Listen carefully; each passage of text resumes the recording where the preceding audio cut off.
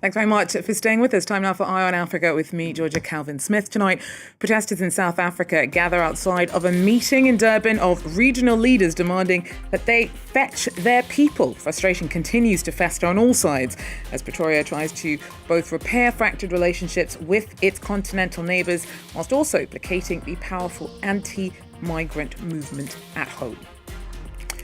Also, Somali national forces clash with fighters sent in by an ousted regional leader to try and wrestle control of the city of Baidoa back from the army. And in Kenya, wildlife experts are pushing back over the theory that blames around 20 recent mysterious elephant deaths on cyanide poisoning from pesticides used by nearby farmers. But first, in Durban, South Africa, police, helicopters and patrolling drones were out in force on Monday as about 300 anti-migrant protesters marched on a gathering of leaders from the Southern African regional bloc SADC, demanding that they take their countrymen back with them when they left. Our memorandum is asking these governments to fetch their people. They are busy complaining about xenophobia. If we had xenophobia, they wouldn't be here. Well, the threat comes off the back of months of often xenophobic unrest and protests in South Africa, which saw around 176,000 foreigners from elsewhere on the continent, including Malawi, Mozambique, Zimbabwe, flee back home. At least 4 people were killed. South Africa is currently the chair of the SADC bloc and called for a continent-wide conference over the sensitive issue of migration. Our Eunice Masson is in South Africa and joins us now to help us break it all down. Eunice, so first of all, those protests, did they reflect any tensions between SADC members gathered in Durban on Monday for those talks? Well, if there were a good evening, Georgia, and to the viewers, of course, if there were any tensions between member states, it definitely didn't show in the feedback, the public feedback by the heads of state. We understand that today's proceedings were also delayed about for 2 hours, but that was due to the movement of the dignitaries of heads of state, which was quite an operation in the roads in Durban. Security was also tightened following a possible security breach at the summit.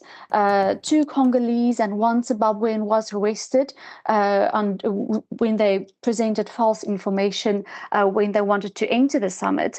But in terms of the protests, it happened within, security was tightened at the summit. The protests took place as the summit was underway. So it happened at the same time, but there was no security breaches from the protests and at the conference. So with behind the doors themselves, the conversations, did they get very far with the intention from South Africa to tackle immigration with leaders from elsewhere on the continent? The most anticipated topic, migration, was not necessarily directly discussed in the public domain. We understand that migration wasn't necessarily a topic on the agenda. It wasn't listed. We understand that the agenda is put or is set months ahead. And it was South Africa, in fact, that suggested or rather requested that migration be discussed. So it was discussed behind closed doors, but what was said in a public domain gave us a very narrow view of exactly how the SADC region is planning on dealing with migration. We understand that Ramaphosa on Friday during a SADC event, he said that South Africans are deeply concerned and ashamed of what has happened in recent weeks, and said that a vision of 2050 would be where people migrate between the countries out of choice and not out of desperation. He hinted very briefly in one sentence to address illegal migration is to really look at the push factors, which includes internal conflict, poverty, and governance failure. We know that our own international affairs minister, Ronald Lamola, he mentioned that they did discuss violence against migrants, also behind closed doors with council members, and that the region should strengthen its what he calls the regional integration. But again, exactly what that is or how that should be strengthened is not clear. Eunice, just give us a reminder of why the question of migration and immigration is quite so sensitive for South Africa at this time. Well, when you look at the member states of the SADC member states, we sit with countries such as the DRC, Malawi, also Zimbabwe, many other states, 16 states in total. But those three specific countries I mentioned, just because we've seen a massive outwards move of immigrants in recent months due to the anti-immigration protests, and South Africa has indeed requested from these countries such as Malawi to reimburse the country for these repatriation movements. But aside from that, in recent months there has been a massive immigration push in the country by certain groups, and really it does place some diplomatic pressure on South Africa when meeting with these countries, and that's why migration is a key issue. But beyond that, migration. For many people, it's not a matter of choice. It really is a matter of, like what Ramaphosa said, it is desperation, because we have internal conflict in many countries in South Africa, not just conflict, but also poverty, health challenges. So South Africa really acts as a beacon of hope, and people come to South Africa hoping to build financial success. Eunice Masson, thank you so much for breaking that all down for us as leaders from across Southern Africa meet in Durban for the SADC Bloc Summit. Well, the current Ebola outbreak in DR Congo has become the deadliest on record. Over 2,300 people have been killed since the crisis was declared in mid-May. 6 eastern provinces in the country have been worst hit by an outbreak driven by the rare Bundibugyo strain of the virus, for which there are yet no approved treatments or vaccines. Now, on Monday, Libya's eastern-based forces released a video of an American missionary heading home from Niger after he was kidnapped there last year. Now, Kevin Rideout was taken from outside of his home in Niamey in October and released on Friday.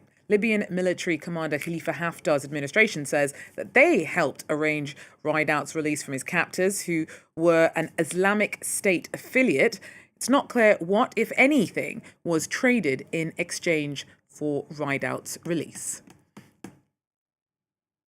I was kidnapped from outside my home in Niamey, taken on the back of a motorcycle through the night to north of Niamey to Mali, and I was held by the Islamic State as a prisoner in Mali for 10 months. To my family, I'm free. I'm looking forward to seeing you soon. I'm in good health, and I look forward to seeing you very soon. Now, Somali National Forces held off fighters held off fighters who are backing an ousted regional leader as they all try to wrestle control of the city of Baidoa from the army. Now, the government has accused Abdiaziz Hassan Mohamed Laftagarin of aligning with Islamist insurgents. He was pushed out by federal troops back in March. Take a look. gunshots rang out in the streets of Baidoa as forces loyal to an ousted regional leader teamed up with Islamist insurgents to try to seize control of the southwest state capital. In a statement, Somalia's federal government later said its troops had repelled the attack and regained full control of the city. Around 5 a.m., the positions of the Somali National Armed Forces in Baidoa were attacked by armed groups composed of al-Shabaab fighters and militias loyal to Abdelaziz Laftagarin. The former leader of Southwest State, Laftagarin, was ousted in March after the government sent in the army to seize control of Baidoa. He had previously attempted to sever ties with the federal government to protest against the constitutional reform, which also extended President Hassan Sheikh Mohamud's mandate. Monday's attack came amid mounting armed resistance by local state governments as Mogadishu seeks to replace the country's traditional clan-based system with national democratic elections. Somalia is also still grappling with a 20-year insurgency that's seen Islamist group al-Shabaab seize control of large swathes of territory in the center of the country. And Kenyan wildlife experts are pushing back over a proposed theory blaming 20 mysterious elephant deaths on cyanide poisoning from pesticides used on nearby farmland. Take a look. Kicking up a cloud of dust, the elephant slowly exhausts itself in a final attempt to stand up. Its breathing becomes heavy, and minutes later, the 11-year-old male stops moving completely. Genghis Khan was the 20th elephant to die in Kenya since June. All exhibited similar symptoms, including partial paralysis, but the cause of death remains unknown, leaving scientists and conservationists baffled. They could find it very difficult to walk until they could not walk any longer. They lie down until they die. We are still trying to uncover what is happening. In late July, toxicology reports identified traces of cyanide in the elephant carcasses, suggesting the animals had possibly been poisoned after feeding on nearby crops. But the findings were rejected by local farmers who said they didn't use any pesticides that contained cyanide. We've never heard of the chemical they say is killing the elephants. We don't use it on our crops. Several specialists also contested the theory, pointing out no other animals had died, including scavengers who fed on elephant carcasses. For Patrick Papatiti, head of operations in a local wildlife reserve, the deaths were likely caused by an unknown disease. He also worries the death toll could be much higher than estimated and has called for a full investigation into the mystery affliction.